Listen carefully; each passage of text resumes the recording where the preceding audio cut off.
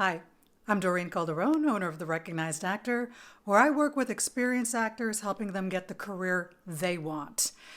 Today's video was taken from a recent Facebook Live where I break down an online workshop I gave called Imposter Syndrome. This is part 2, where I talk about how do we overcome it. Part 1 talks about why do we have it, and part 3 talks about how do we move forward. So be sure to like and subscribe so you can be alerted to part 3 and go back to part 1 if you want. Enjoy. Part 2, Imposter Syndrome. How do we overcome it? Okay, in part 1, I talked about why we have it. And already, the more we talk about it, the more we can see that it's kind of a flimsy premise, which is good. So let's talk about how can we overcome it. We can overcome imposter syndrome by simply understanding certain truths. Understand the truth. The first truth I'm going to point to is we cannot have imposter syndrome unless we think it's a real thing and we grab onto it. The truth is, imposter syndrome is a concept. It's not a thing. It's an idea. It's not a thing. It's a thought. And we can't let go of a thought unless we've grabbed onto it in the first place. Understand that truth. Another way to overcome imposter syndrome is to understand the truth that imposter syndrome only exists as long as we rely on outside validation. Our worst fear when we suffer from imposter syndrome is that we're going to be found out. And when we get found out, what will they think? They, them, those people. We are relying. We're addicted to outside validation. Understand that imposter syndrome cannot exist if we continue that habit of relying on outside validation. Another truth.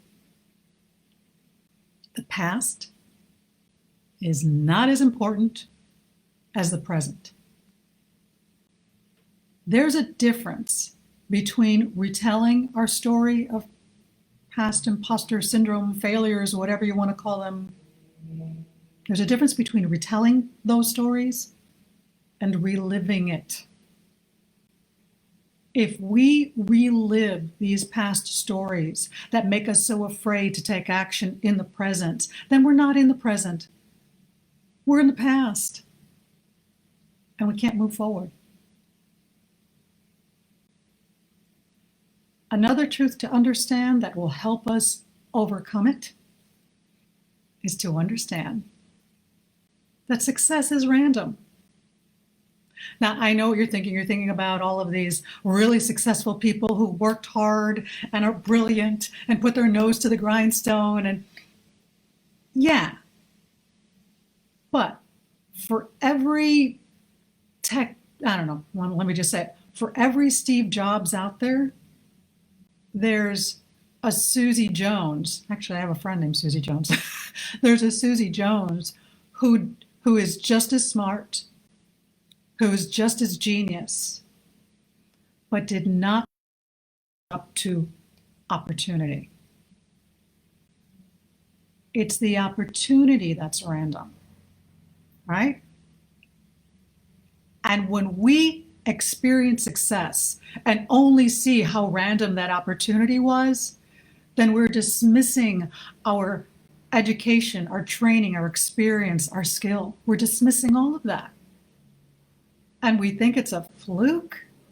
Come on now. I'm in the middle of experiencing something pretty wild. I got a role in a television show that has millions of fans worldwide. I didn't know this when I got the job. And these fans are showering love on me like I'd never experienced before. I'd never been in this before. But I understand how awesome it is. And it is a experience of success. But I am not dismissing that I got this random opportunity because I trained, I had great experience, I have great skills, but most importantly, I showed up to the audition. I showed up to the... I'm sure there were actors who didn't show up to that audition because they didn't make it a priority. Anyway, success is random and it's not. So understand that. Don't dismiss everything that all of your abilities when you have success. Another way to overcome imposter syndrome is to understand the truth that comparison is a way of measuring something that isn't real. When we suffer from imposter syndrome, we're automatically suffering from some form of comparison. What we're doing is we're saying to ourselves, they're going to find out I'm a fraud. They're going to find out I'm not as good as that person. They're going to find out that I'm not as skilled as that person. They're going to find out that I'm not as whatever that I'm supposed to be.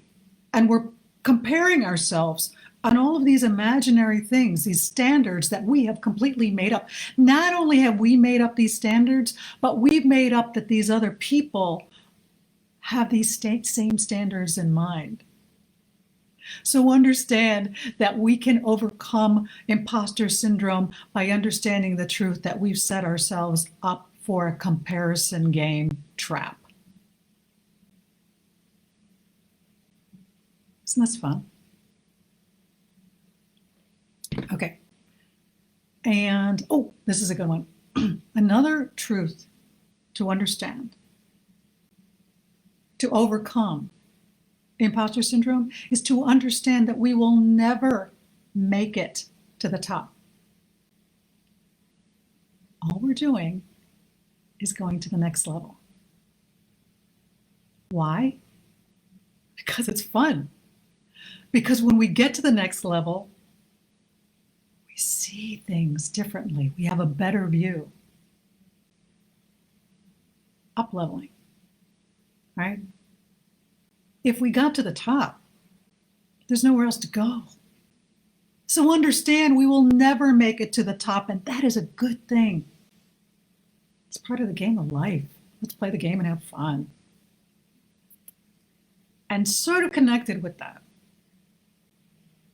to overcome imposter syndrome, understand the truth that when we feel like we're in over our head, that is a sign that we are up-leveling. Everything is uncomfortable at first. People who don't like change, they don't up-level. People who are afraid of starting all over again, they don't up-level. So understand that when you feel as if you're in over your head, you're actually up-leveling. All right. So that finishes part 2 of how do we overcome imposter syndrome. Hey, thanks for watching. But before you move on to the next video, I want to leave you with my 3-pronged philosophy. Quit thinking so much, just show up and play.